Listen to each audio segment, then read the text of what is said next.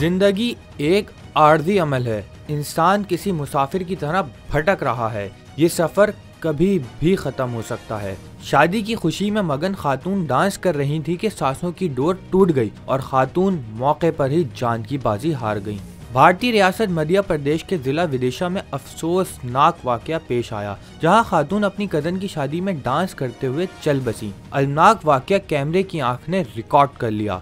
Dance करते हुए मुतवफ़्फ़ी को दिल का दौरा पड़ा। अहले खाना प्रीनिता जैन को फौरी अस्पताल ले गए, जहां डॉक्टर्स ने उसे मुर्दा करार दिया। मुतवफ़्फ़ी का ताल्लुक इंदौर से है, जो कजन की शादी की तकरीब में शिरकत के लिए विदेशा आई थी। खातून की शनाख्त प्रीनिता जैन के नाम से हुई है।